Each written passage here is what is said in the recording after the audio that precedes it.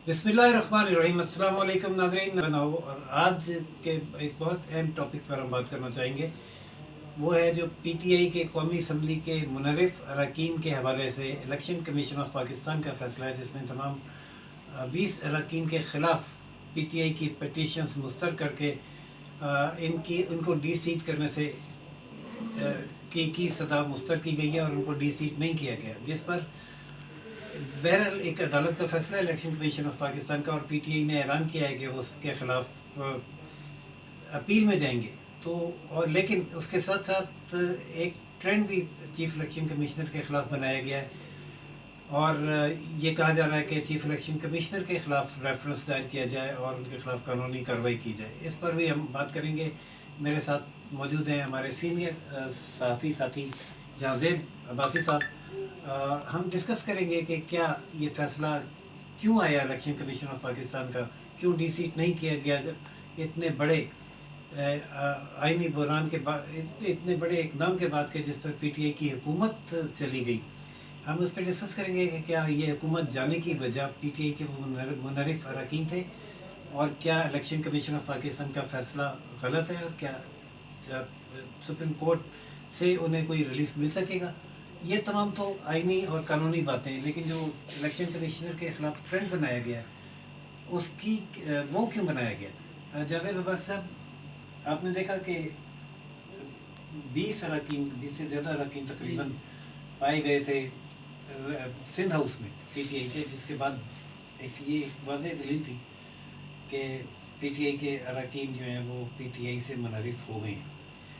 तो क्या वजह थी कि जो बड़ी कॉन्फिडेंट भी थी, और उन्होंने ये एक रेफरेंस भी फाइल किया हुआ है कि इनको मुस्तकिल नायर करार दिया जाना चाहिए, जिसकी समाअत अभी तक जारी है। लेकिन उससे पहले चूँकि हुकूमत चली गई, तो उन्होंने इलेक्शन कमीशन ऑफ पाकिस्तान को एक साबिक स्पीकर ने रेफरेंस बना के भेजा था कि इनको रिसीट किया जाए। लेकिन इलेक्शन कमीशन ऑफ पाकिस्तान ने एक फैसला दिया है बड़ा मायूस कौन है पीटीआई के लिए, जो कि उन्हें रिसीट नहीं किया गया और पटिशन मुस्तरद की गई। उसकी अब क्या वजह समझ राजीव साहब, जो सबसे पहली और अहम बात ये है कि पाकिस्तान तहरीक इंसाफ की तरफ से सोशल मीडिया के ऊपर भी, और जो हमारा ट्रेडिशनल मीडिया है इसके ऊपर भी ये बात की जाती रही कि जो मुनर्रिफ अरकान हैं, जिनको मुनर्रिफ पीटीआई ने नाम दिया है, हालांकि हम उनको ज़रा नाराज़ अरकान के नाम से भी हम उनको जान सकते हैं, क्योंकि मुनर्रिफ होना अभी इस्टेब्लिश होना है, क्योंकि इलेक्शन कमीशन से ये साबित नहीं हो सका कि वो मुनर्रिफ हुए। ठीक है। तो अब पाकिस्तान तहरीक इंसाफ का ये मौक़िफ़ था कि ये अरकान जो नाराज़ अरकान हैं, ये जो अरकान हैं, ये बुनियादी तौर के ऊपर इन्होंने नाराज़ किया नहीं, ये टेक्निकलिटीज़ के पीछे छुप रहे हैं। अच्छा। ये एक डिफेंस पीटीआई का था, लेकिन उसके मुकाबले में जो मुनर्रिफ अरकान का या जो नाराज़ अरकान जिनका इस्टेब्लिश होना है कि मुनर्रिफ अरकान हैं या नहीं, उनका मौक़िफ़ इलेक्शन कमीशन ऑफ पाकिस्तान ने तस्लीम किया है। उसकी वजह क्या है? उनका मौक़िफ़ क्या था, ये तो बता। मैं ये बता रहा हूँ। उनका मौक़िफ़ बुनियादी तौर के ऊपर जो तहरीक इंसाफ के नाराज़ अरकान थे, उनका मौक़िफ़ ये था कि अगर हम लॉ की और कॉन्स्टिट्यूशन की लैंग्वेज पढ़ें तो उसमें ये लिखा हुआ है कि जब भी वोट का मामला आएगा तो वोट पे जो है वो सबसे पहले पार्लिमानी जो पार्टी है, पार्लिमानी पार्टी की तरफ से जो है वो बाकायदा डायरेक्शन दी जाएगी। अच्छा। पार्लिमानी पार्टी का जिक्र है कॉन्स्टिट्यूशन में, और फिर लॉज में भी वो सारी चीज़ें मौजूद हैं। तो पार्लिमानी पार्टी के डायरेक्शन जो हैं वो कहीं पर इस्टेब्लिश नहीं हुई। फिर उसके बाद जो नोटिस अगर एक दो को वसूल हुआ भी, मेजॉरिटी का ये क्लेम है कि हमें तो कोई नोटिस मिला ही नहीं है, और अगर कोई नोटिस अगर मिला भी तो वो पार्टी हेड की तरफ से मिला। वो नोटिस पार्लिमानी पार्टी की तरफ से जारी किया जाना चाहिए था, नंबर एक। दूसरी बात, जब पार्लिमानी पार्टी नोटिस करती है, फिर उसके बाद जो पार्टी हेड है वो फिर नोटिस जारी करता है, और फिर उसके बाद बाकायदा हियरिंग का मौका दिया जाता है, डिफेंस का मौका दिया जाता है किसी रुकन को। वजूहात जानी जाती हैं कि आप बताएं कि आपने पार्टी पॉलिसी की खिलाफ वर्जी क्यों की। तो वो पर्सनल हियरिंग का मौका भी नहीं दिया गया। इसमें आइन क्या कहता है कि इनहराफ कब तस्वर होगा? देखिए, इनहराफ के बारे में तो ये जो पूरा प्रोसेस है ना, और इसमें फिर जो अगर हम आर्टिकल 63A पढ़ें तो उसमें तो ये लिखा हुआ है कि ये मामला जब ये पूरा प्रोसेस होगा, पार्लिमानी पार्टी پہلے ڈائریکشن دے گی، وائلیشن ہوگی تو پارٹی ہیڈ لکھے گا، پھر اس کے بعد اگر اس کی بھی وائلیشن ہوتی ہے تو پھر یہ معاملہ اسپیکر کے پاس جائے گا، اور پھر اسپیکر کے فیصلے کے خلاف right to appeal Supreme Court of Pakistan میں موجود ہوگی۔ اچھا، میں نے جہاں تک پڑھا اس میں کانسٹیٹیوشن میں، پتہ نہیں اگر میں غلط ہوں تو تصحیح کیجیے گا، کہ اگر کوئی کسی معاملے پر ووٹنگ کا معاملہ آتا ہے، جیسے منی بل ہے یا عدم اعتماد ہے، اس پہ اگر کسی پارٹی کا رکن اپنی پارٹی کے خلاف ووٹ دے دیتا ہے، تو جب وہ ووٹ دے دیتا ہے تو تب یہ پروسیس شروع ہوتا ہے کہ پارٹی ہیڈ جو ہے ان کو نوٹس کرتا ہے کہ آپ نے ووٹ کیوں دیا۔ جی بالکل ایسے، اور وہ جواب تسلی بخش نہیں دیتا تو پھر وہ اسپیکر کو لکھتا ہے کہ اس کو ڈی سی۔ جی بالکل ایسے ہی ہے۔ اور یہاں پہ آپ دیکھیں نا، مرکز میں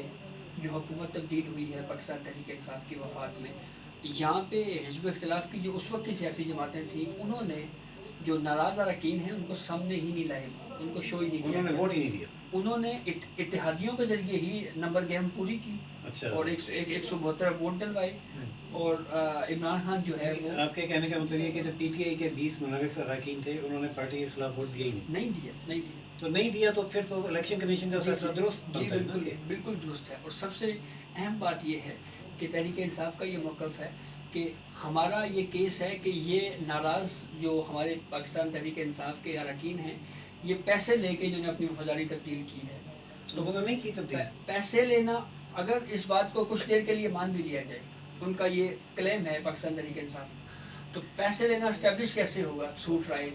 نہیں، پیسے لینا تو اگر ہم یہ اسٹیبلش اس طرح بھی کریں کہ انہوں نے ووٹ پارٹی کے خلاف دیا تو پیسے لیے ہوں گے، وہ تو انہوں نے دیا ہی اگر پیسے لیے تھے نہیں۔ پنجاب کی حد تک اگر ہم بات کرتے ہیں، ہم ابھی وفاق کی بات کرتے ہیں نا، جو اس کا فیصلہ ہے، وفاق کی حد تک تو یہ بات بالکل کلیئر ہے جن کا فیصلہ کہ ہے، وفاق کی حد تک تو یہ منحرف اراکین نے یا جو ناراض اراکین تھے، انہوں نے ووٹ یوز ہی نہیں کیا، یعنی پیسے لینا بھی حق رائے دہی جو ہے وہ استعمال ہی نہیں کیا تو منعرف ہی نہیں قرار پائیں گے۔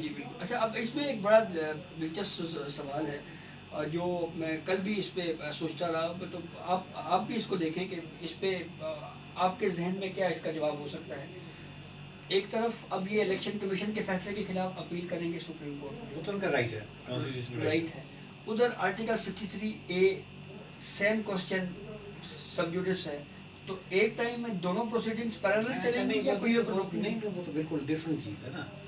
وہ تو یہ سوال یہ پوچھ رہے ہیں کہ اگر جازب عباسی ووٹ دیتا ہے، پی ٹی آئی کا ممبر ہے، پی ٹی آئی کے خلاف ووٹ دیتا ہے، تو اس کی جو ڈسکوالیفیکیشن ہوگی وہ ایک ٹرم کے لیے ہے یا نااہل ہے، اس پہ تو سپریم کورٹ نے یہ فیصلہ کرنا ہے۔ اب وہ اپیل جو آئے گی وہ اس میں انہوں نے یہ ثابت کرنا ہے کہ جازب عباسی نے ہمارے خلاف ووٹ دے دیا۔ اب یہ دو بالکل ڈفرینٹ چیزیں ہیں، تو وہ اس میں الیکشن کمیشن آف پاکستان کے فیصلے کے خلاف اپیل میں تو آ سکتے ہیں، لیکن یہ کہ انہوں نے ثابت کرنا ہے کہ انہوں نے انحراف کیا۔ اب میرا سوال آپ سے یہ ہے کہ الیکشن کمیشن آف پاکستان نے ان کو فیصلہ دیا ہے کہ یہ منحرف نہیں ہوئے کیونکہ انہوں نے ووٹ نہیں دیا، تو اس میں الیکشن کمیشن آف پاکستان نے ایسی کیا غلطی کی ہے جو یہ ایک پی ٹی آئی سپورٹرز نے ٹرینڈ بنا دیا ہے کہ اس کے چیف الیکشن کمیشنر کے خلاف ریفرنس دائر کریں گے اور ان کو خلاف یہ جو ہے قانون کی خلاف ورزی کی، انہوں نے ان کی خلاف ورزی کی، کیا خلاف ورزی کی؟ اچھا راشد یوسف، یہ جو ہے نا بڑا ہی ایک پورا بیک گراؤنڈ ہے پاکستان تحریک انصاف کا، بطور پولیٹیکل پارٹی۔ ہمیشہ جب بھی تحریک انصاف کے خلاف کوئی عدالتی فیصلہ آیا تو ایک سیریز ہے پورے واقعات کی۔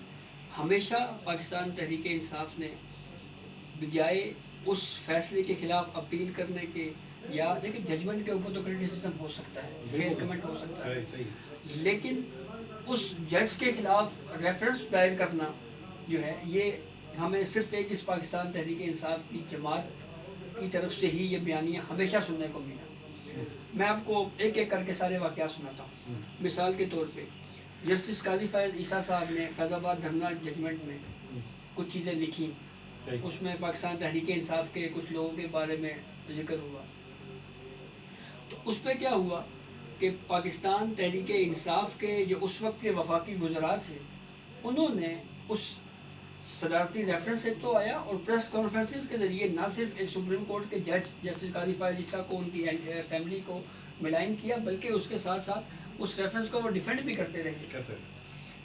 دوسرا واقعہ جسٹس وقار سیٹھ صاحب کا ہے، مرحوم جج chief justice Peshawar high court تھے، اور پشاور جو اسپیشل کورٹ تھا اس میں بھی وہ ایز اے جج جو ہے انہوں نے پرویز مشرف کی بات کی غداری کیس سنا.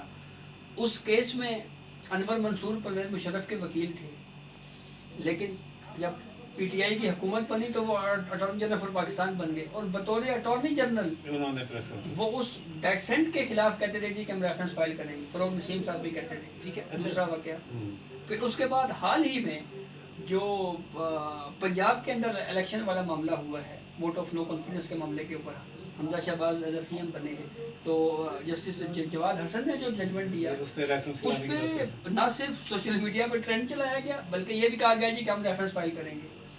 اور اب چیف الیکشن کمیشن کے بارے میں بھی یہ کہا جا رہا ہے کہ ریفرنس فائل کریں گے. ایکسٹریمزم کی ایک انتہا ہے جس میں یہ نہ صرف یہ کہ اپنے فیصلوں کے خلاف ایک ٹرینڈ چلاتے ہیں بلکہ اداروں کو بھی تباہ کر رہے تھے, عدلیہ کا ادارہ ہے یا فوج کا ادارہ ہے. اب فواد چودھری صاحب یہ بیان دے رہے ہیں کہ چوکی دار ہو, اپنی ذمہ داری پوری کرو اور الیکشن کراؤ. بھائی آپ مجھے بتائیں کہ دنیا میں کہیں بھی چوکی دار کا کام الیکشن کرانا ہے؟ حالانکہ وہ خود وکیل ہیں, ان کو یہ پتہ ہے کہ کانسٹیٹیوشن میں لکھا ہے کہ الیکشن کروانا الیکشن کمیشن کا کام ہے, یا حکومت اس کو کہے گی اور وہ پورا پروسیس جو ہے کنڈکٹ کرے گا. کنڈکٹ کرنا اس کو کام ہے, آرڈر کرنا حکومت کا کام, نہ کہ چوکی داروں کا. تو ایک اور یہ چوکیداروں کی ٹرم بھی وہ اب یوز کر رہے ہیں. پہلے تو بہت محترم اور معزز پہلے یہ اس حوالے سے اپنے مخالفین کو ملائن کرتے تھے کہ یہ اداروں کو کے خلاف بات کرتے ہیں. بہرحال بہت افسوسناک ٹرینڈ ہے. اگر حکومت گئی ہے تو آپ اس کو پولیٹیکلی ہینڈل کریں. آپ الیکشن میں آپ اپیل میں آتے ہیں. اچھا, اس پہ نا آپ کو میں ایک نئی ڈیولپمنٹ بتاتا ہوں. کل یہ ہوا کہ سینٹ کی قائمہ کمیٹی برائے قانون و انصاف کا اجلاس ہوا, اور اس اجلاس میں سینیٹر علی ظفر اس کو ہیڈ کر رہے تھے. اور آپ کو پتہ ہے کہ جو قائمہ کمیٹی جو ہوتی ہے اس میں ہر پولیٹیکل پارٹی کی کہیں نہ کہیں وہ نمائندگی موجود ہوتی ہے.